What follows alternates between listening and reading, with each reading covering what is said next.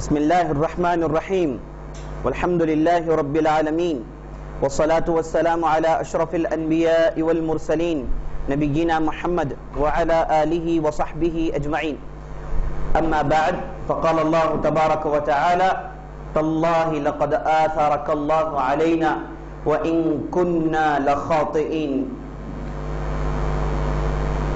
ثم أما بعد فإن أصدق الحديث كتاب الله وخير الهدي هدي محمد صلى الله عليه وسلم وشر الأمور محدثاتها وكل محدثة بدعة وكل بدعة ضلالة وفي رواية وكل ضلالة في النار. تو عباس امان میں لے گئے ابو سفیان کو اپنے ٹینٹ پہ رکھے. اس کے بعد دوسرے دن نبی صلی اللہ علیہ وسلم کے پاس لے کر آئے. نبی صلی اللہ علیہ وسلم ابو سفیان کو بٹھا دیتے ہیں. بٹھانے کے بعد ابو سفیان سے گفتگو شروع کرتے ہیں. کہتے ہیں کہ ابو سفیان اب تک تمہارا عقل ٹھکانے نہیں آیا؟ اتنا سب دیکھنے کے بعد کیا کچھ نہیں ہوا؟ کیا کیا واقعات پیش نہیں آئے؟ ہم نے کیسے کیسے اسلام نہیں سنایا تم کو؟ ہماری حقانیت اب تک سمجھ میں نہیں آئی کہ اللہ تعالیٰ نے اب تک تمہارے دل کو نہیں کھولا؟ اب تک تمہارا دل نرم نہیں پڑا؟ اتنے واقعات تم نے دیکھ لیے. تم نے بدر دیکھ لیا, تم نے احد دیکھ لیا, تم نے احزاب دیکھ لیا, تم نے خیبر دیکھ لیا, عمر قضا دیکھ لیے. ڈھیر سارے واقعات تمہارے نظروں کے سامنے گزر گئے اور تم لا محالہ جانتے ہو کہ اللہ نے ہمیں جیت دی. اگر اللہ کی مدد نہ ہوتی تو اتنا بڑا کارنامہ ہم ہرگز نہیں کر سکتے. اور تم جانتے ہو ہماری تعداد چھوٹی تھی. اللہ کی مسلسل مدد ہمارے پاس آ رہی ہے. ابو سفیان اب بھی موقع ہے, تم دل کھولو اور مسلمان ہو جاؤ. آپ صلی اللہ علیہ وسلم کہہ رہے ہیں. ابو سفیان ادھر, آپ صلی اللہ علیہ وسلم کہتے ہیں کہ آپ کریم ہیں. آپ صلی اللہ علیہ وسلم کی تعریف کرتے ہیں, کہتے ہیں کہ آپ کریم ہیں, آپ نیک آدمی ہیں, اچھے اخلاق والے ہیں, آپ بہت اچھے آدمی ہیں. گویا کہ اپنے سر کو بچانے کے لیے کچھ نہ کچھ کہہ رہے ہیں اور آپ صلی اللہ علیہ وسلم سے بہترین بات چیت کر رہے ہیں. آپ صلی اللہ علیہ وسلم کے دل کو مولنا چاہتے ہیں, بہت کوشش کر رہے ہیں. اور آپ صلی اللہ علیہ وسلم ایک طرف سے یہ زور دے رہے ہیں کہ اب تو سوچ لو, اب تو سوچ لو. ابھی سمجھ میں نہیں ہے بات, ابھی لا الہ الا اللہ پر تم نے غور نہیں کیا, ابھی توحید دل میں نہیں اتری. آپ صلی اللہ علیہ وسلم زور دے رہے ہیں. اور اس کے بعد نبی صلی اللہ علیہ وسلم نے کہا کہ ابھی بھی تمہارے دل میں شک ہے, ابھی بھی تمہارے دل میں شک ہے. تو ابو سفیان نے کہا کہ ہاں محمد صلی اللہ علیہ وسلم, میرے دل میں تھوڑا ابھی بھی شک ہے. پھر عباس ٹھہرے تھے, بولے جی لاؤ جی اسلام. پھر دھکا مارے, زور دی, بول اسلام قبول. کیا ابھی کیا شک ہے؟ ابھی کون سا شک ہے تم کو؟ اسلام قبول کر لو ورنہ سر مار دیں گے. ادھر سے اٹھے, اسلام قبول کے باہر لوگ کھڑے ہیں, سر مار دیا جائے گا. عزت سے اسلام قبول کر لو, ابھی کتنے دن ہو گئے اتنا سب کچھ. تو ابو سفیان عباس کا زور دیکھے. اس کے بعد بولا اشہدو لا الہ الا اللہ واشہدو ان محمد رسول اللہ. اگرچہ کہ اسلام میں یہ بہت تکلیف سے داخل ہوئے, لیکن اس کے بعد کی زندگی اللہ اکبر, اس کے بعد کی زندگی اللہ اکبر. اس کے بعد بہترین مومن ثابت ہوئے, اس کے بعد بہترین کارنامے انجام دیے. حنین کے موقع پر, طائف کے موقع پر بہترین کارنامے انجام دیے. اور اس کے بعد ان کے بیٹے جن کا نام معاویہ تھا, جو آگے چل کے بہت بڑے خلیفہ بنے, ان کے لیے تو آپ صلی اللہ علیہ وسلم نے دعا کی. یہ خاندان والوں کے لیے آپ صلی اللہ علیہ وسلم نے خاص دعا کی. تو میرے دوستو اس موقع پر آپ دیکھ رہے ہیں عمر بن خطاب قتل کرنا چاہ رہے ہیں. طرفداری کون کر رہے ہیں؟ عباس. عباس کون ہے؟ آپ صلی اللہ علیہ وسلم کے خاندان کے ہیں. اور شیعہ جو آپ صلی اللہ علیہ وسلم کے خاندان والوں سے محبت رکھتے ہیں, اہل البیت کہتے ہیں. عباس اہل البیت کے اہم فرد ہیں. وہ ابو سفیان جو ان کی نظر میں بدترین دشمن ہے. ابو سفیان معاویہ رضی اللہ عنہ کے والد, ان کے نظر میں معاویہ اور ان کے والد سب کافر ہیں. تو عباس اہل البیت والے ابو سفیان کی طرفداری, اور عمر بن خطاب طرفداری نہیں کر رہے. اب ان کے پاس گنگا الٹی بہ رہی ہے, ان کے پاس گنگا الٹی بہ رہی. ان کے پاس یہ ہے کہ نہیں اہل البیت کے اور دوسرے لوگوں کے درمیان لڑائی رہی. ابو سفیان اور عباس ان کے خاندان والوں کے درمیان لڑائی رہی, ہمیشہ کی لڑائی, جاہلیت کی لڑائی, جو اسلام کے بعد بھی لڑ رہے تھے. ایسی ویسی بہکی بہکی باتیں کرتے جس کی میرے دوستوں بنیاد نہیں. اب دیکھ رہے ہیں پہلے علی نے نرمی اختیار کی, اس کے بعد عباس رضی اللہ عنہ, تو وہ بنیادی وجہ تھے ابو سفیان اسلام میں داخل ہونے کے لیے. کیا اہل البیت اور ابو سفیان کے خاندان بنو امیہ کے ساتھ اختلافات تھے؟ لڑائی تھی. لڑائی ہوتی تو وہ خود مار دیتے, اگر لڑائی ہوتی تو عباس قتل کر دیتے, لیکن ایسا نہیں ہوا. غصہ دکھانے والے عمر بن خطاب تھے, کافر کہتے ہیں, جن کو گالی دینا, ان کے حق میں کلام کرنا, ان کو بدترین شخص ثابت کرنا ان کے دین کا اہم حصہ ہے میرے دوستوں. تو سے معلوم ہوا کہ یہ لوگ من گھڑ باتیں سناتے ہیں، بے بنیاد باتیں سناتے ہیں، بغیر کسی دلیل کی باتیں سناتے ہیں. ان کا دین بغض، عداوت، دشمنی، لڑائی، جھگڑا، خون کے علاوہ کوئی اور چیز نہیں ہے. اللہ محفوظ رکھے ہم اور آپ کو. تاریخ میں اجتہاد کرنے والے پہلے افراد ہیں. تاریخ میں اجتہاد نہیں ہے. اجتہاد جو ہے، جو مسائل پیش آتے ہیں اس میں فتویٰ نکالنے کو کہتے ہیں اجتہاد. یہ لوگ ایسے ہیں جو تاریخ میں اجتہاد کرتے ہیں. کیا ہے یہ واقعہ پیش آیا، یہ واقعہ جو ہے پیش آیا لیکن ہمارے نظر میں صحیح نہیں کیونکہ یہ ہمارے عقیدے کے خلاف ہے، یہ لوگ کینسل کر دیتے ہیں. تاریخ کے واقعات کو آپ کینسل کیسے کر سکتے ہیں؟ یہ لوگ پہلے افراد ہیں دنیا میں جو عقل کے خلاف جا کے تاریخ میں اجتہاد کیے اور کہتے ہیں کہ یہ واقعہ ہم جو ہے مانیں گے نہیں. تمہیں مانو نہیں مانو ہوا نا جی، کیا کرتے ہیں جی، ہو گیا نا، واقعہ ہوا ہے، کیا کریں، ہاں ہم نہیں مانیں گے. یہی لوگ ایسی ہی من گھڑ باتیں ہیں، ایسے ہی من گھڑ باتیں جو اہل البیت کا دعویٰ ہے میرے دوستو، لیکن بے دینداری عام کرنا ہے. دعویٰ اہل البیت کا ہے اور ان کے علماء خاص طور پر ان کے عوام کو گمراہ کرنے کے لیے اڑے ہوئے ہیں. اس لیے اہل علم کہتے ہیں کہ علماء میں جو دعویٰ کرتے ہیں، علماء میں جو لوگوں گمراہ کرتے ہیں ان کو البتہ کافر کر سکتے ہیں، لیکن جو عوام ہیں ان کو تو کافر نہیں کہنا چاہیے، وہ تو جاہل ہے، وہ تو جاہل ہے. بہرحال ابو سفیان مسلمان ہو جاتے ہیں. اب اس واقعے کے بعد رضی اللہ عنہ کہنے کے مستحق ہو جاتے ہیں. اس واقعے کے بعد اب جب بھی ابو سفیان کا نام سنے تو ساتھ رضی اللہ عنہ کہیے، کیونکہ وہ بھی مسلمان ہو گئے تھے. اس کے بعد میرے دوستو آپ صلی اللہ علیہ وسلم نے عباس سے کہا کہ عباس ابو سفیان کو لے کر جاؤ، اس ٹیلی پر چڑھ جاؤ. بولے کہ کل صبح یہاں سے ہمارا لشکر گزرے گا، اتنی بڑی جو تعداد ہے پوری تعداد گزرے گی، اس پر ٹھہر کر ہمارے لشکر کو دکھاؤ. چونکہ ابو سفیان نے کیا کہا تھا، ابھی شک ہے، ابھی ہے نا مضبوطی آئی نہیں، دیکھ لیں لشکر، دیکھ لیں لشکر کی کتنی بڑی تعداد مسلمان ہو چکی ہے. یہ تعداد دیکھنے کے باوجود شک ہے، چلو اس شک کو رفع کرو. یہ کہہ کہ عباس سے کہا کہ لے کر چلو پہاڑ میں. تو عباس دوسرے دن ابو سفیان کو لے کر پہاڑ میں چڑھ گئے اور گردن پکڑ کے دکھا رہے تھے، دیکھو لشکر جا رہی ہے. فلاں قبیلے والے گئے تو ابو سفیان نے کہا کہ کون سے قبیلے والے ہیں؟ عباس رضی اللہ عنہ نے کہا کہ یہ فلاں قبیلے والے ہیں. ابو سفیان نے کہا یہ قبیلے والوں سے مجھے کیا تعلق؟ اس کے بعد دوسرا قبیلہ گیا، سب کے پاس مشالیں ہیں، سب کے پاس تلواریں ہیں، سب کے پاس جھنڈے ہیں، اعلان. اس کے بعد دوسرا قبیلہ گیا، تیسرا قبیلہ گیا، اور ابو سفیان پوچھتے جا رہے ہیں، عباس جواب دیتے جا رہے ہیں، ساتھ ساتھ ابو سفیان یہ کہتے جا رہے ہیں کہ مجھ سے یہ قبیلے والوں سے کیا تعلق. یہاں تک کہ نبی صلی اللہ علیہ وسلم مہاجرین انصار کے دائروں کے بیچ میں ہیں. مہاجر انصار آپ صلی اللہ علیہ وسلم کو گھیرے ہوئے ہیں اور آپ صلی اللہ علیہ وسلم بیچ میں ہیں، اور آپ صلی اللہ علیہ وسلم اس وقت مغفر نامی ایک ہیلمٹ پہنے ہوئے تھے اور اس کے بعد سر میں امامہ آپ صلی اللہ علیہ وسلم کالا باندھے تھے، لباس تقریباً کالا تھا، اور آپ صلی اللہ علیہ وسلم اس حالت میں صحابہ کے ساتھ نکل کر جا رہے تھے. تو ابو سفیان دیکھ رہے تھے، ششدر ہو کر دیکھ رہے ہیں، ان کے آنکھیں نکل گئی. عباس نے کہا دیکھ لیا، یہ ہے محمد جسے تم لوگوں نے نکالا، یہ ہے محمد. جب نکلا تو اکیلا نکلا، لیکن واپس دیکھیے 10,000 کی تعداد لے کر آ رہا ہے. جیت تمہاری ہے ان کی ہے، تمہارے بتوں کی جیت ہوئی یا پھر توحید کی جیت ہوئی، تمہارے لات عزا کی جیت ہوئی یا پھر یہ وحدہ لا شریک لہ کی جیت ہوئی.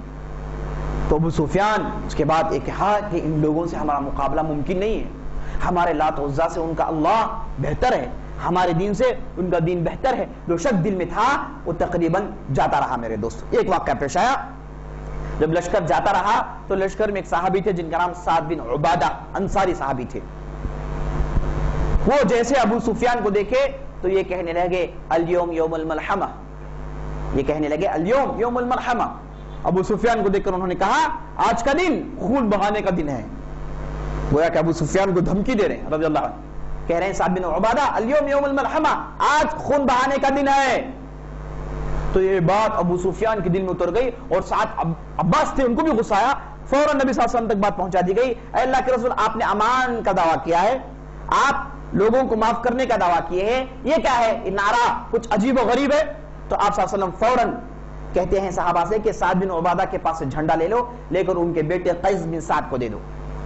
جھنڈا بدل دیتے ہیں کیونکہ سعد بن عبادہ نے گرمی کا اظہار کیا، گرم جوشی کا اظہار کیا، خون بہانے کا اظہار کیا، جبکہ آپ صلی اللہ علیہ وسلم معاف کرنے کے موڈ میں ہیں، سب کی مغفرت کرنا چاہتے ہیں.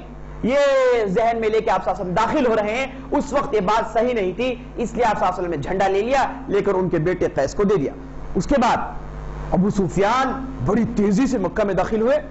داخل ہو کے لوگوں کو جمع کیے, جمع کر کے بولے کہ دیکھو 10,000 سے زیادہ لوگ ہیں, بہت بڑا لشکر ہے, ہم لوگ مقابلہ تو کیا سوچ بھی نہیں سکتے, ان گنت تعداد ہے, بہتر یہ ہے کہ خاموشی اختیار کر دو اور اس کے بعد تلوار ڈال دو. اور جب ابو سفیان مسلمان ہوئے, عباس نے آپ صلی اللہ علیہ وسلم سے کہا تھا رضی اللہ عنہ اجمعین کہ ابو سفیان عزت والے ہیں, اپنے قبیلے کے سردار ہیں, اے اللہ کے رسول آپ ان کے لیے کوئی اعزاز دیجئے, کوئی اسپیشل چیز دیجئے. تو آپ صلی اللہ علیہ وسلم نے کہا جو بھی ابو سفیان کے گھر میں داخل ہو گئے ان کے لیے امان ہے. تو ابو سفیان جب پہنچے مکہ والوں سے کہا کہ اے مکہ والوں چلو میرے گھر میں داخل ہو جاؤ, چلو میرے گھر میں داخل ہو جاؤ, بہتر ہے کہ امان چاہ لو, اب تلوار اٹھانے کی سوچو مت, کاٹ کر رکھ دیے جاؤ گے, ممکن نہیں ہے, تصور بھی نہیں کر سکتے.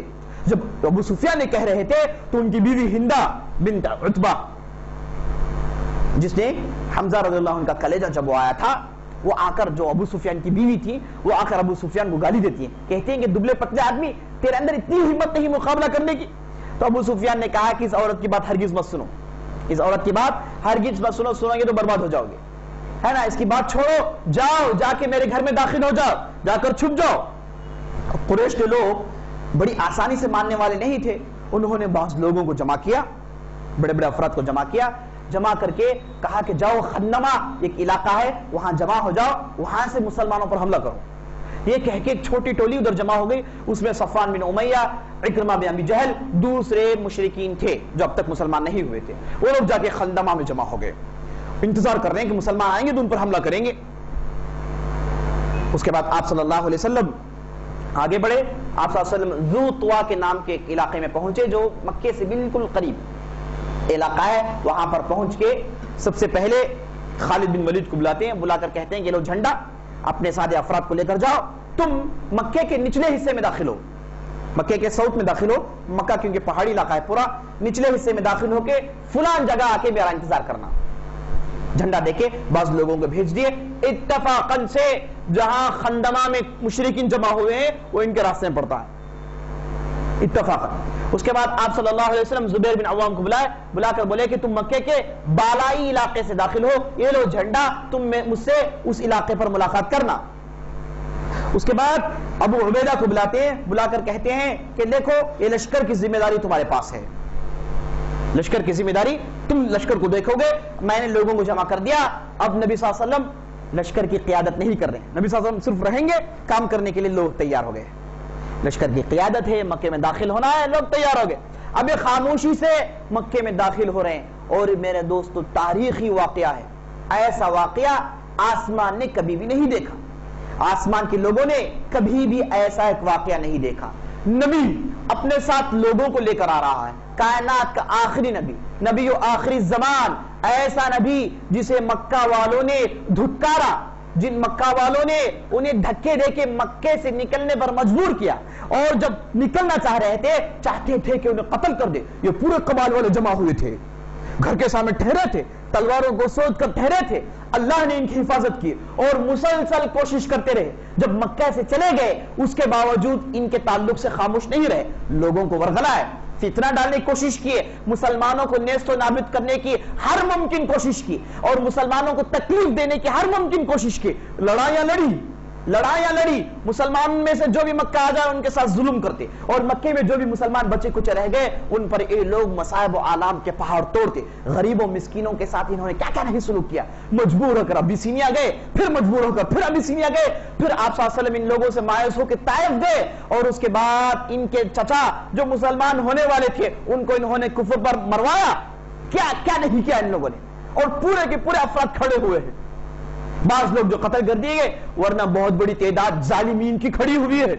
اور آپ صلی اللہ علیہ وسلم تاریخی واقعہ ہے, داخل ہو رہے ہیں, اور آپ صلی اللہ علیہ وسلم استغفار پڑھ رہے ہیں. اور اس کے بعد عاجزی, انکساری کی وجہ سے آپ صلی اللہ علیہ وسلم جھکے ہوئے, بالکل جھک گئے, یہاں تک کہ آپ صلی اللہ علیہ وسلم کی داڑھی ان کے سواری کے پیٹھ پر لگ رہی تھی. عاجزی, انکساری بادشاہوں کے معنی نہیں ہے کہ بادشاہ کسی بستی میں داخل ہو جائے, فتح یاب ہو کے بستی میں داخل ہو تو اندھا دھند ظلم کرتے ہیں.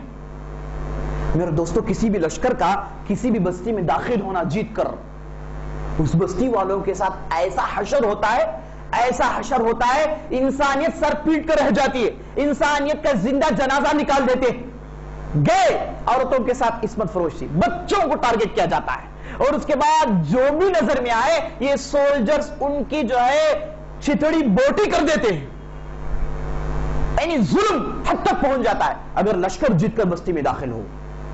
لیکن نبی صلی اللہ علیہ وسلم اتنا ظلم ہونے کے بعد بستی میں داخل ہو رہے ہیں، فتح یاب ہو کے داخل ہو رہے ہیں، اور آپ صلی اللہ علیہ وسلم کے چہرے میں آنکھوں میں آنسو ہیں اور چہرہ جھکا ہوا ہے، اللہ کی بڑائی بیان کر رہے ہیں، اللہ کی بڑائی بیان کر رہے ہیں، توحید کا اقرار کر رہے ہیں۔ یہ عجیب و غریب منظر میرے دوست، عجیب و غریب منظر۔ یہ منظر بعض کتابوں میں پہلے والے انبیاء نے ذکر کیا ہے کہ ایک نبی آئے گا، وہ بستی میں داخل ہوگا، اس کے ساتھ 10,000 لوگ ہوں گے، 10,000 لوگوں کا بھی ذکر ہے میرے دوست، ان کی تعداد لے کے وہ بستی میں داخل ہوگا، یہ نبی آخر الزمان ہوگا۔ نبی آخر الزمان کے لیے یہی علامت ہے، دوسروں کی کتابوں میں بات موجود ہے، یہودی اور عیسائی یہ جانتے ہیں کہ نبی آخر الزمان اپنی بستی میں جیت کر داخل ہوگا، اللہ تعالیٰ اسے جیت دے گا۔ اور نبی صلی اللہ علیہ وسلم میرے دوستوں مکے میں 15 سال یا 8 سال، یعنی 21 سال میں جو کام کیے، پورا عرب مسلمان ہے تقریباً، اور اس کے بعد مکہ کو فتح کیے، اللہ اکبر، مکہ کو فتح کیے۔ یہ ایسی چیز ہے جسے آدمی تصور کرے تو جسم کے رونگٹے کھڑے ہو جاتے کہ معمولی آدمی کو نکالا گیا، واپس آ رہا ہے 10,000 آدمیوں کو لے کے، یہ بہت بڑی چیز تھی میرے دوستوں۔ لیکن آپ صلی اللہ علیہ وسلم کے چہرے میں بادشاہوں جیسا جمال نہیں ہے، بادشاہوں جیسا روب و دبدبہ نہیں ہے، بلکہ چہرہ عاجزی انکساری کے ساتھ ہے، آنکھوں سے آنسو جاری ہے، داڑھی پیٹ کو لگ رہی ہے۔ ایسی صورت میں آپ صلی اللہ علیہ وسلم داخل ہو رہے ہیں، مکے میں داخل ہو رہے ہیں۔ تاریخی واقعہ ہے، جہاں خالد بن ولید داخل ہوئے، راستے میں خندمہ پڑتا ہے جہاں پر یہ قریشی اوباش جمع تھے۔ جیسے مسلمان کو دیکھے ان لوگوں نے پرانے مسلمان سمجھ لیے، اچانک ٹوٹ پڑے، جیسے ٹوٹ پڑے 12 لوگ قتل، حملہ کیا 12 لوگ قتل، بولے کہ بھائی مسئلہ ہے جی، حملے کی سوچے 12 لوگ مر کے پڑے، اب آگے چڑھ کے حملہ کریں گے تو کوئی بچے گا نہیں، خاموشی سے وہ لوگ دم دبا کے بھگ کر پورے اتر کے نیچے آ گئے، خالد بن ولید کے لیے راستے چھوڑ دیے۔ خالد بن ولید آگے بڑھے، نیچے کے علاقے میں داخل ہوئے، آپ صلی اللہ علیہ وسلم جہاں کہا وہاں پر پہنچ کے جھنڈا گاڑ دیے، یعنی اعلان ہے کہ مکہ اب مسلمانوں کا ہے۔ اس کے بعد زبیر بن عوام جا رہے ہیں، سوچ رہے ہیں کہ کوئی آ جائے، کم از کم کچھ ہو جائے، لیکن کوئی نہیں آیا سامنے۔ آخر داخل ہوئے، جہاں علاقہ تھا وہاں پر پہنچ کے پھر وہاں پر جھنڈا گاڑ دیا۔ اس کے بعد ابو عبیدہ بن جراح قیادت لے کے مکے میں داخل ہو رہے ہیں۔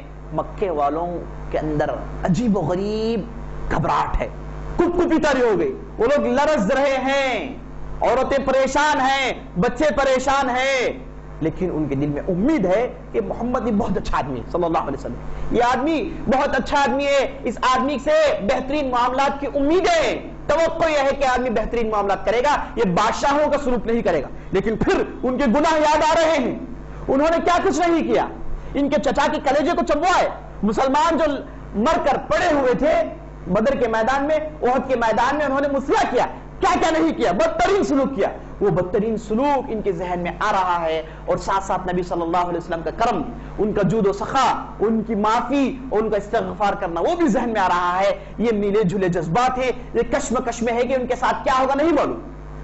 تو قریش کے سردار پورے آس پاس جمع ہو گئے، آپ صلی اللہ علیہ وسلم سیدھے مکے میں داخل ہوئے تو سیدھے کعبے میں آئے، سیدھے کعبے میں آئے۔ اب کعبہ مسلمانوں کا ہے، اب کعبہ مسلمانوں کا ہے، مسلمانوں کا ہو گیا اب کعبہ۔ نبی صلی اللہ علیہ وسلم داخل ہوئے، سیدھے کعبے کے پاس گئے، حجر اسود کو چومے اور طواف کیے، طواف کیے، اور طواف آپ صلی اللہ علیہ وسلم اونٹنی پر بیٹھ کر کیے، اور پورے قریش چیختے چلاتے بلبلاتے ایک طرف جمع ہے، دیکھ رہے ہیں کہ مسلمان کیا کر رہے ہیں۔ اور نبی صلی اللہ علیہ وسلم طواف کرتے ہیں، طواف کرنے کے بعد کہتے ہیں کہ دروازہ کھولا جائے، اب آرڈر ہے، آتے ہیں دروازہ کھولتے، نبی صلی اللہ علیہ وسلم اندر جاتے ہیں اور زبان میں آیت پڑھ رہے ہیں، جاء الحق وزهق الباطل ان الباطل كان زهوقا، حق آ گیا، اب باطل جاتا رہا، بلا شبہ حق آنے کے بعد باطل کو جانے کے علاوہ کوئی چارہ نہیں ہے، یہ کہے، اور کعبے کے اندر داخل ہوئے، دیکھ رہے ہیں کہ مشرکین نے کعبے کو کیا بنا دیا، یہ توحید کے اڈے کو، یہ توحید کے مرکز کو مشرکین نے شرک کا اڈا بنا رکھا ہے، ادھر تصویریں ہیں، ابراہیم علیہ السلام کی تصویریں ہیں، ادھر اسماعیل کی تصویریں ہیں، کبوتر کی شکل میں انہوں نے بت بنا رکھے، انگنت بت کعبے کے اندر جوڑ رکھے ہیں۔ آپ صلی اللہ علیہ وسلم توڑتے ہیں، اپنے ہاتھوں سے بتوں کو توڑتے جاتے ہیں۔ جب تصویر کے پاس پہنچے بولے کہ خدا کی قسم، یہ جو انبیاء ہیں انہوں نے توحید کی دعوت دی، یہ لوگ توحید پر بلائے، انہوں نے کبھی بھی تصویر بنانے کا حکم نہیں دیا، لوگوں اس تصویر کو مٹا دو۔ آگے بڑے لوگوں نے تصویر کو مٹا دیا۔ اس طریقے سے خانہ کعبہ کو انہوں نے شرک اور بتوں سے پاک کیا۔ پاک کرنے کے بعد آپ صلی اللہ علیہ وسلم کے ساتھ بلال ہیں کعبے میں اور دوسرے صحابہ ہیں، آپ صلی اللہ علیہ وسلم ان کے موجودگی میں کعبے میں نماز پڑھتے ہیں۔ کعبے کے اندر 6 ستون تھے، 2 ستون کے درمیان ٹھہر کے آپ صلی اللہ علیہ وسلم نماز پڑھتے ہیں۔ نماز پڑھنے کے بعد دروازے کے پاس آتے ہیں۔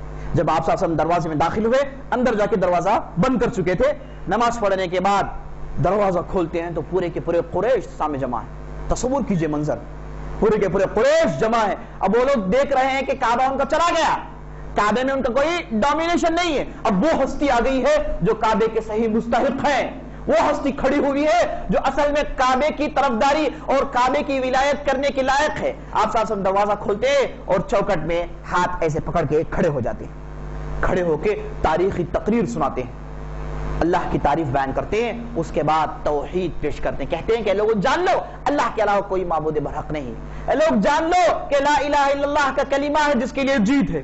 اس کے بعد آپ صلی اللہ علیہ وسلم دعا کی، کہے کہ اللہ کے لیے تمام تعریفیں ہیں جس نے اس کے بندے کو جیت دی، جس نے تمام جھٹوں کو مجبور کر دیا، اللہ کے لیے تعریف ہے جس نے مجھے جیت دی۔ اللہ کی تعریف کیے اور اس کے بعد کہے کہ جاہلیت کے پورے رسوم، جاہلیت کے پورے رسوم، پورے رواج میرے قدموں تلے ہیں، میں انہیں میرے قدموں تلے ڈال کے رونتا ہوں۔ آج کے بعد جاہلیت نہیں ہے، آج کے بعد توحید کا بول بالا ہے۔ اس کے بعد آپ صلی اللہ علیہ وسلم کہتے ہیں کہ اے لوگوں جان لو کہ اللہ تعالیٰ نے یہ باپ دادا پر فخر، قریش چونکہ سامنے کھڑے، باپ دادا پر فخر ان کے خون میں ہے، قبائل پر فخر ان کے خون میں، تو آپ صلی اللہ علیہ وسلم کہتے اور قرآن کی آیت پڑھتے ہیں اِنَّا جَعَلْنَاكُمْ شُعُوبًا وَقَبَائِلَ لِتَعْرَفُوا إِنَّ أَكْرَمَكُمْ عِنْدَ اللَّهِ أَتْقَاكُمْ يَا أَيُّهَا النَّاسُ إِنَّا خَلَقْنَاكُمْ مِنْ ذَكَرٍ وَأُنْثَىٰ وَجَعَلْنَاكُمْ شُعُوبًا وَقَبَائِلَ لِتَعْرَفُوا إِنَّ أَكْرَمَكُمْ عِنْدَ اللَّهِ أَتْقَاكُمْ۔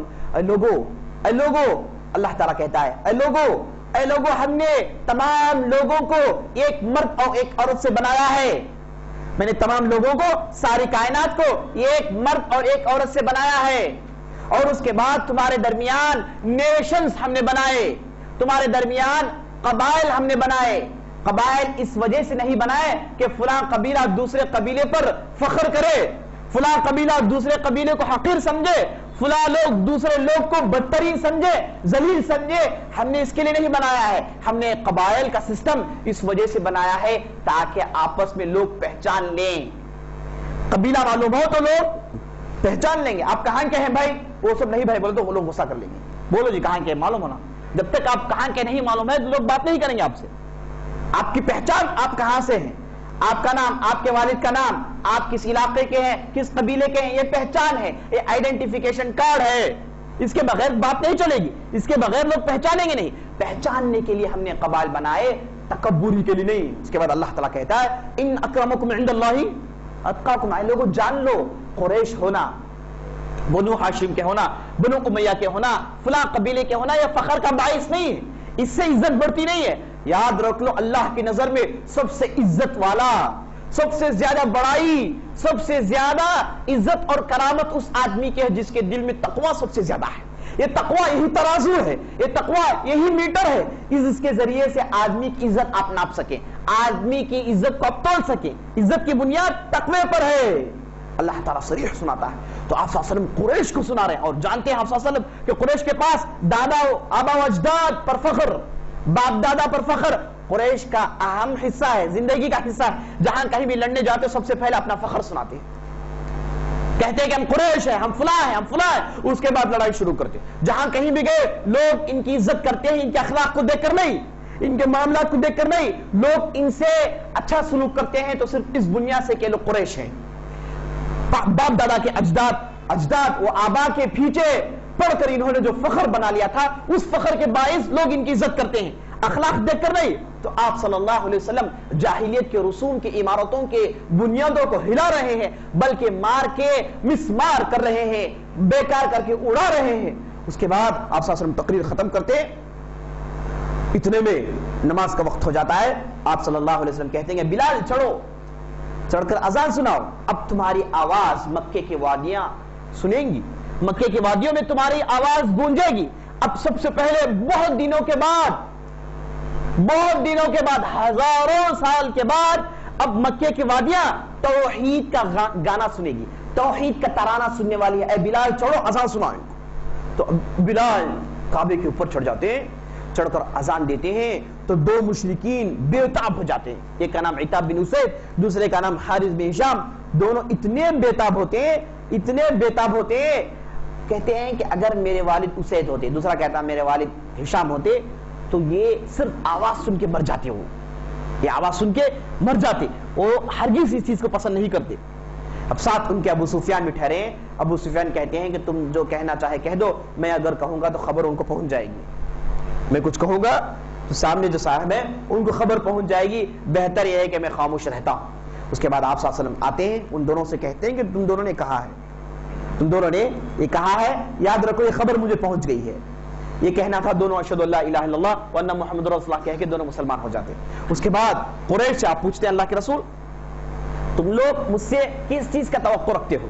تم کو معلوم ہے تمہارے غلطیاں، تمہارے کرائمز معلوم ہے، تم میں کیا نہیں کیا، تم میں ہجو اڑانے والے تھے، تم میں کیا نہیں کیا، ہر چیز، ہر ممکن ظلم جو ہے تم نے کر دیا.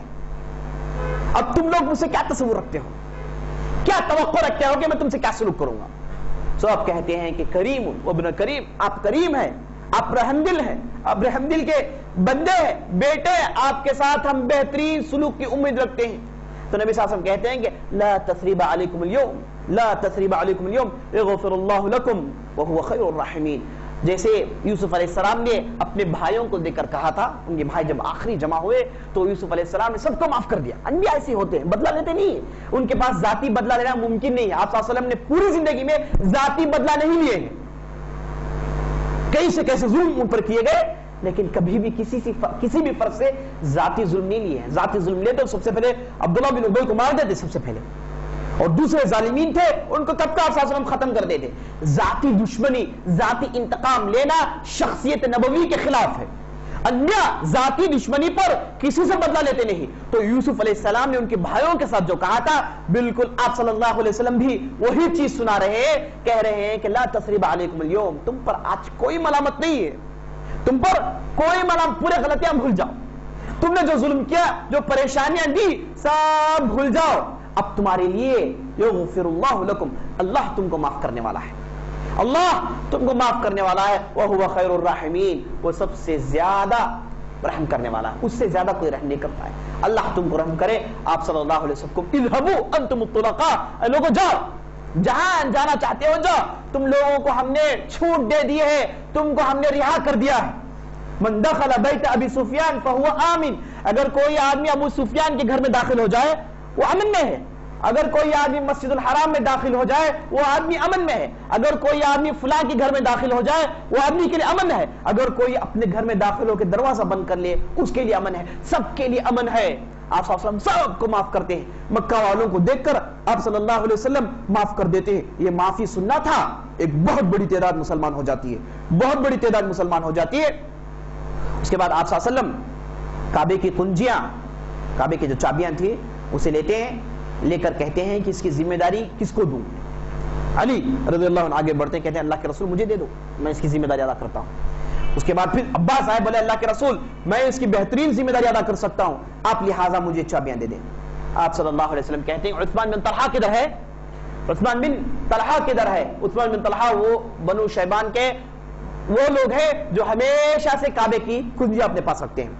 اور آپ صلی اللہ علیہ وسلم کے پاس عثمان بن طلحہ لائے جاتے ہیں. آپ صلی اللہ علیہ وسلم کنجیاں دیتے، کہتے ہیں کہ لے لو، ہمیشہ کے لیے لے لو، یہ کنجیاں لے لو، ہمیشہ کے لیے لے لو.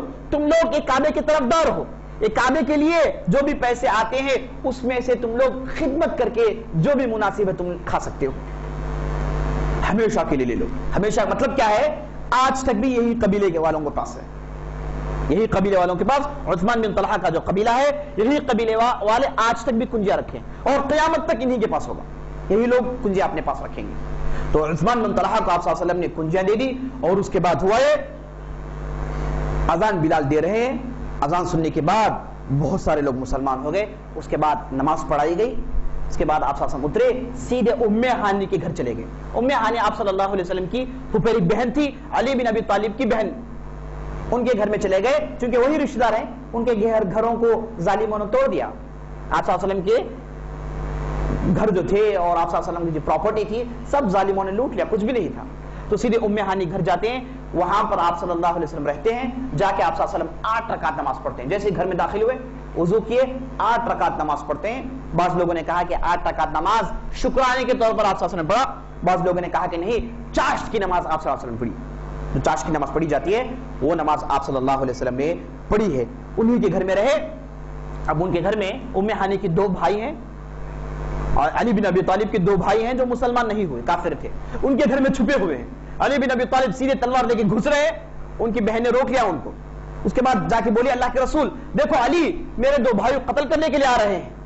نبی صلی اللہ علیہ وسلم نے کہا کہ ام ہانی کے گھر میں جو داخل ہو گیا اس کے لیے امن، ام ہانی کے گھر میں جو داخل ہو گیا اس کے لیے امن۔ آپ صلی اللہ علیہ وسلم اس دن سب کو معاف کر رہے تھے۔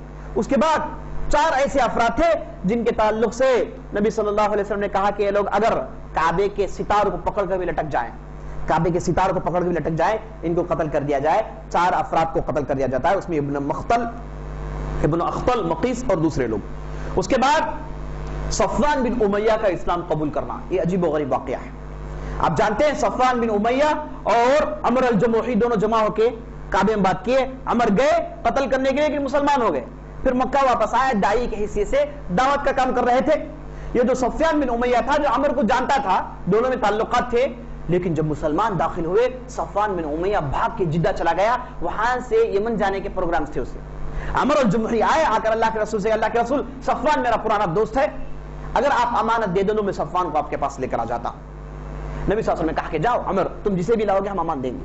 وہ دوڑتے جا کے صفوان کشتی میں چڑھ جاتا ہے، عمر پہنچ جاتے ہیں، پہنچ کر کہتے ہیں کہ تو میں تمہارے لیے امان دیتا ہوں، کہاں جا رہے ہو، چلو۔ بولتے ہیں کہ نہیں میرے گناہ بہت ہے، میں نے کیا کچھ نہیں کیا۔ بولتے ہیں کہ نہیں آج معاملہ کچھ اور ہے، آج صرف معافی ہے، تم جو بھی کہو گے معاف کرنے کے لیے تیار ہے، آپ خون کے لیے مت ڈرو، اب آج کے بعد تمہارے لیے عزت ہے، چلو اسلام قبول کر لو۔ صفوان کو پکڑ کے کھینچ کر لاتے عمر الجمحی اور نبی صلی اللہ علیہ وسلم کے پاس آتے، نبی صلی اللہ علیہ وسلم صفوان کے اسلام کو قبول کرتے ہیں اور اس کے بعد صفوان کو چھوڑ دیتے ہیں۔ ایک دوسرا آدمی تھا جس کا نام فضالہ، آپ صلی اللہ علیہ وسلم جب طواف کر رہے تھے قتل کرنے کے نیت سے وہ آپ صلی اللہ علیہ وسلم کے قریب سے گزرا، آپ صلی اللہ علیہ وسلم کا ہاتھ پکڑ لیا، ہاتھ پکڑ کے بولے قتل کی نیت سے آئے ہو نا، بولے قتل کی نیت سے آئے ہو، وہ آدمی اشہد اللہ الہ الا اللہ وان محمد رسول اللہ، کوئی اور دوسری بات نہیں، فوراً اس نے اسلام قبول کر لیا۔ اس کے بعد آپ صلی اللہ علیہ وسلم دوسرے دن کھڑے، دوسرے دن ٹھہر کے ایک بہت بہترین خطبہ سنائے جس میں اہم باتیں سنائی، کہے کہ اے لوگو جان لو کہ مکے کی زمین حرمت والی زمین ہے، یہاں پر خون بہانا حرام ہے، بڑے گناہوں میں سے شمار ہوگا، مکے کی زمین میں خون نہیں بہائیں گے آپ، ہرگز جائز نہیں ہے۔ اس کے بعد نبی صلی اللہ علیہ وسلم نے کہا اے لوگوں اگر تم سے کوئی یہ کہے کہ تمہارے نبی نے مکے میں خون بہایا ہے تو تم جواب میں کہہ دو کہ اللہ تعالیٰ نے تمہارے نبی کے لیے وہ چیز حلال کیا، تمہارے لیے وہ چیز حرام کیا ہے، اور تمہارے نبی کے لیے بھی خون بہانا صرف 1 گھنٹے کے لیے تھا، 1 پہر کے لیے تھا، اور اس گھنٹے میں نے خون بہایا۔ کس کا ذکر ہے؟ خندمہ میں جہاں خالد بن ولید نے قتل کیا اس کا ذکر کر رہے ہیں، اور اس کے بعد جن لوگوں کو قتل کیا گیا تھا ان کا ذکر کر رہے ہیں، کہہ رہے ہیں کہ صرف 1 پہر کے لیے اللہ نے مجھے حلال قرار دیا، اس کے بعد اسے حرام قرار دیا ہے، اب قیامت تک یہاں پر خون بہانا بڑا گناہ ہے۔ اس کے بعد آپ صلی اللہ علیہ وسلم نے کہا کہ یاد رکھ لو یہ زمین جو ہے بڑی حرمت والی زمین ہے۔ آپ صلی اللہ علیہ وسلم پہلا خطبہ دینے کے بعد ایک صحابی جن کا نام ابو اسید الخزاعی، ان کو بلاتے ہیں، بلا کر کہتے ہیں کہ لو جا کر حدود میں نشانیاں گڑ کر آ جاؤ، حرم کے حدود جو ہے جا کے اس کے حدود جو ہے گر گئے ہیں، قریش نے اہمیت نہیں دکھائی، تو آپ صلی اللہ علیہ وسلم نے کہا جاؤ جا کے کھمبے گڑ کر آ جاؤ تاکہ لوگوں کو معلوم ہو جائے کہ پورا علاقہ حدود حرم ہے۔ اور اس کے بعد دوسرے دن آپ صلی اللہ علیہ وسلم خطبہ سنا رہے ہیں جس میں میں بیان کر رہا ہوں، تو اس میں آپ صلی اللہ علیہ وسلم کہتے ہیں کہ یاد رکھو یہ زمین جو حرمت والی ہے اس میں کے پودے توڑنا حرام ہے، یہاں کے پودے توڑنا حرام ہے، یہاں کے جانوروں کو بھگانا حرام ہے، اگر کوئی جانور کسی جھاڑی تلے سایہ لے رہا ہے اسے بھگانا حرام ہے، کسی بھی جانور کو بھگانا حرام ہے. یہاں پر جو چیز گری ہوئی ہے اسے اٹھانا نہیں چاہیے. اگر کوئی اسے اٹھا لے تو زندگی بھر لوگوں سے پوچھتا رہے کہ یہ چیز کس کی ہے, یہ چیز کس کی ہے, زندگی بھر پوچھتا رہے. تو یہاں پر جو چیز گر گئی جسے لقطہ کہتے ہیں, کوئی آدمی لقطہ نہیں اٹھائے گا. یہاں کے جھاڑیوں کو کاٹا نہیں جائے گا, یہاں کے جانوروں کو بھگایا نہیں جائے گا. تو جب جھاڑیوں کی بات آئی, پودوں کی بات آئی, تو عباس اٹھ کر بولے اللہ کے رسول ایک پودا ہے جس کا نام اذخر ہے, ایک پودا ہے جس کا نام اذخر ہے, جسے ہم تکے میں ڈالتے ہیں اور وہ کبھی کبھار کھاتے بھی ہیں, اور اس سے بہترین دوائیں بھی نکلتی ہیں جو ہمارے بستی میں عام اگتی ہیں. اللہ کے رسول کیا اسے بھی آپ حرام قرار دے رہے ہیں؟ اللہ کے رسول آپ اسے حلال قرار دیجیے. آپ صاحب کہتے ہیں کہ ٹھیک ہے, اذخر کے علاوہ پورے پودے اسے آپ توڑیں گے نہیں, البتہ اذخر آپ توڑ سکتے ہیں. اس کے بعد آپ صلی اللہ علیہ وسلم یہ واقعات ہو رہے تھے, اتنے میں بنو خزاعہ والوں نے بنو لیث والوں کے فرد کو قتل کر دیا. تو آپ صلی اللہ علیہ وسلم نے کہا کہ اے لوگوں جان لو, قتل اگر کسی نے کیا, ناحق کیا, تو یاد رکھ لو قتل کے بدلے قصاص ہے, قتل کے بدلے قتل ہے. کسی نے کسی کو مارا ہے, اس کے بدلے ہم اس کو مار دیں گے. ہاں دوسرا آپشن یہ ہے کہ مقتول کے خاندان والوں کو قاتل کے خاندان والے کچھ دے کے, دیت دے کے انہیں خوش کر لے. ایک آپشن ہے, یہ آپشن آپ صاحب سناتے ہیں. تو ایک صحابی جن کا نام ابو شاہ تھا, ان کو یہ آپشن بہت پسند آتا ہے اور یہ تقریر بہت پسند آ گئی ان کو. بولے کہ اللہ کے رسول لکھ کر دیجئے, پوری تقریر آپ لکھ کر دے دیجئے, میں اپنے بستی والوں کی جا کے سناتا ہوں, بہترین تقریر ہے, آپ لکھ کر دے دیجئے, میں اسے ہارڈ ڈسک میں ڈال کے سیو کر لیتا ہوں. جی ابو شاہ کہتے ہیں, نبی صلی اللہ علیہ وسلم کہتے ہیں اکتبوا لی ابی شاہ, اے لوگو ابو شاہ کو پوری تقریر لکھ کے دے دو. اور وہ تقریر ان کو لکھ کے دے دیا گیا میرے دوستو. اس کے بعد جب آپ صلی اللہ علیہ وسلم دوسرے دن مکہ پورا ان کا ہو گیا, تو ان کے ساتھ انصار بھی ہیں جو مکے والے نہیں ہیں, ان کے دل میں یہ اندیش آ گیا کہ نبی صلی اللہ علیہ وسلم کو یہ فخر, کعبے میں حکومت بن گئی, اب پورے کے پورے لوگ مسلمان ہو گئے. ان کے دل میں بات کھٹکنے لگی کہ کہیں نبی صلی اللہ علیہ وسلم مکے میں سیٹل نہ ہو جائے, کہیں نبی صلی اللہ علیہ وسلم مکے کے ہی ہو کر نہ رہ جائے. اور نبی صلی اللہ علیہ وسلم کے بہت سارے پروگرامز ہیں, اب یہ نظر آ رہا ہے کہ نبی صلی اللہ علیہ وسلم مکے کے ہو کر رہ جائیں گے. یہ باتیں چل رہی ہیں, آپ صلی اللہ علیہ وسلم کو خبر مل جاتی ہے. آپ صلی اللہ علیہ وسلم بلا کر پوچھتے ہیں کہ تم نے کیا کہا؟ انصار والے کہتے ہیں کہ کچھ بھی نہیں کہا. کہتے ہیں کہ بتاؤ کیا کہیں؟ زور دینے پر انہوں نے کہا کہ اللہ کے رسول ہم نے اس اندیشے کا اظہار کیا. نبی صلی اللہ علیہ وسلم کہتے ہیں یاد رکھ لو, مرنا ہے تو تمہاری بستی میں مرنا ہے, میں نے مکہ چھوڑ دیا ہے, یاد رکھ لو میں تم کو کبھی بھی نہیں چھوڑوں گا, مروں گا تو تمہاری بستی مروں گا, میں تم میں سے ہوں تم مجھ میں سے ہو, میں تم میں سے ہوں تم مجھ میں سے ہو. یہ کہتے ہیں آپ صلی اللہ علیہ وسلم. انصار بہت خوش ہو جاتے ہیں. اس کے بعد آپ صلی اللہ علیہ وسلم آگے بڑھتے ہیں, صفا کی پہاڑی پر ٹھہر جاتے ہیں, بیعت کا سلسلہ شروع ہوتا ہے. مرد آ رہے ہیں, آپ صلی اللہ علیہ وسلم پہاڑی کے اوپر بڑھ گئے, نیچے عمر بن خطاب کھڑے ہوئے ہیں. مرد آ رہے ہیں, آپ صلی اللہ علیہ وسلم چند باتیں ان سے کہتے ہیں, اس کے بعد بیعت لیتے ہیں. عمر بن خطاب نبی صلی اللہ علیہ وسلم کی بات ان کو سناتے ہیں اور ان کے پاس بیعت لے کر دیتے ہیں. اس طریقے سے مردوں کے درمیان بیعت کا سلسلہ شروع ہوا. بیعت کیا بیعت ہے؟ آپ صلی اللہ علیہ وسلم کہتے ہیں کہ اے مردوں تمہارے لیے بیعت یہ ہے کہ چاہے جو بھی ہو جاؤ تم میری نافرمانی نہیں کرو گے, حتی المقدور میری بات کو سنو گے, میری خلاف ورزی ہرگز نہیں کرو گے. یہ نبی صلی اللہ علیہ وسلم کہتے رہے. لوگ آگے بڑھے, کہے کہ اللہ کے رسول ہم آپ کی بات مانیں گے, آپ کی نافرمانی ہرگز ناقص نہیں کریں گے. یہ کہہ کے بیعت کرتے جا رہے تھے, یہاں تک کہ مردوں کا سلسلہ ختم ہو گیا, عورتیں آنا شروع ہو گئی. عورتیں آئیں, عمر بن خطاب کھڑے, آپ صلی اللہ علیہ وسلم کی بات سن رہے ہیں, سن کے سناتے جا رہے ہیں. تو عورتوں کے لیے آپ صلی اللہ علیہ وسلم نے جو وصیت کی, وہ وصیت یہ تھی کہ عورتوں کے لیے تم لوگ شرک نہیں کرو گے, تم لوگ شرک نہیں کرو گے.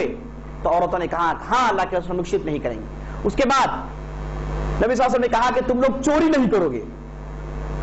عورتوں نے کہا کہ ہاں اللہ کے رسول ہم چوری نہیں کریں گے. اب مجمع میں ہندا بھی آئی تھی, جس نے حمزہ رضی اللہ عنہ کی کلیجے کو چھو, وہ آیا, انتہائی دشمنی دکھائی, وہ بھی آئی ہوئی تھی, مجبور ہے, اس کے علاوہ کوئی چارہ نہیں. وہ بھی آئی تھی, وہ آ کر بولی کہ اللہ کے رسول ابو سفیان بڑا ہی نکما آدمی ہے, ابو سفیان بڑے کنگال آدمی ہے, کھانے کے لیے خرچ کے لیے کوئی کچھ پیسہ دیتے نہیں ہے, شوہر ہے خرچ کے لیے کوئی پیسہ نہیں, بڑا ہی بخیل آدمی ہے. کیا ایسی صورت میں ان کے پیکٹ سے کوئی پیسے نکال لوں ضرورت کے تحت, کیا یہ چوری نہیں ہوگی؟ اس کی اجازت ہے اللہ کے رسول؟ نبی صلی اللہ علیہ وسلم ہنستے ہوئے کہتے ہیں کہ ہاں اس کی اجازت ہے, تم کھانے پینے کے لیے, تم تمہارے بچوں کے لیے جو بھی اٹھا لو بغیر اجازت کے, یہ چوری نہیں ہوگی. اس کے بعد آپ صلی اللہ علیہ وسلم کہتے ہیں کہ تم ہندا ہو, چونکہ وہ پردے میں تھی, بولتے ہیں وہ تم ہندا ہو؟ وہ کہتے ہیں کہ ہاں اللہ کے رسول, اللہ کے لیے آپ مجھے معاف کر دیجیے. کہتے ہیں کہ اللہ کے لیے آپ مجھے معاف کر دیجیے, میں معافی چاہنے کے لیے آپ کے پاس آئی ہوں, آپ مجھے معاف کر دیجیے. چونکہ وہ چرب زبان تھی, جو بھی اللہ کے رسول کہتے وہ بدلہ کہتی جا رہی تھی، جو بھی اللہ کے رسول صلی اللہ علیہ وسلم کہتے بدلے میں بھی کچھ کہتی جا رہی تھی۔ اس کے بعد آپ صلی اللہ علیہ وسلم نے کہا کہ عورتیں تم لوگ زنا نہیں کرو گی، تو ہندا نے کہا کہ رہا شدہ عورت زنا کرتی نہیں ہے، مکے میں رہا شدہ عورت یعنی جو غلام نہیں ہے وہ عورت زنا نہیں کرتی ہے، بدلہ جواب دے رہی۔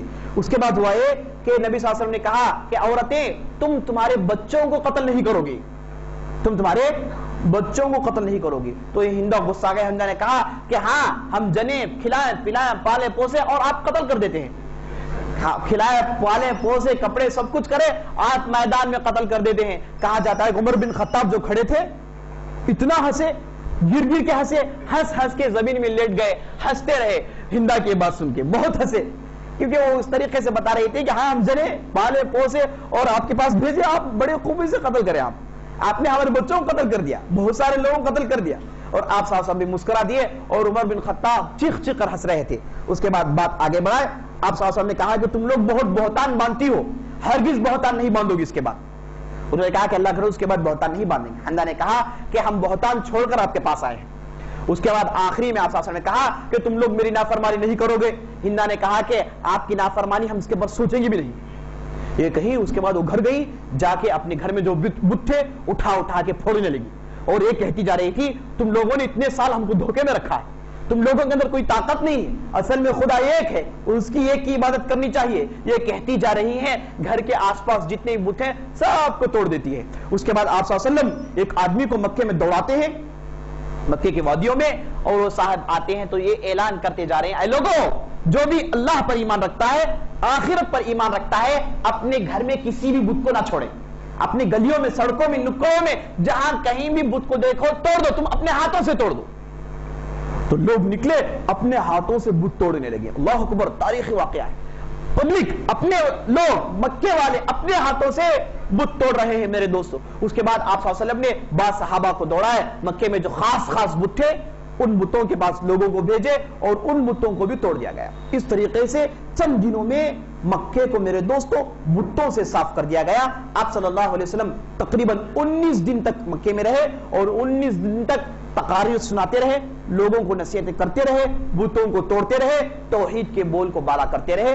اور بھی واقعات ہیں، انشاءاللہ ہم کل کی مجلس میں ان واقعات کو ختم کریں گے۔ سبحان ربک رب العزت عما یصفون وسلام علی المرسلین والحمد للہ رب العالمین۔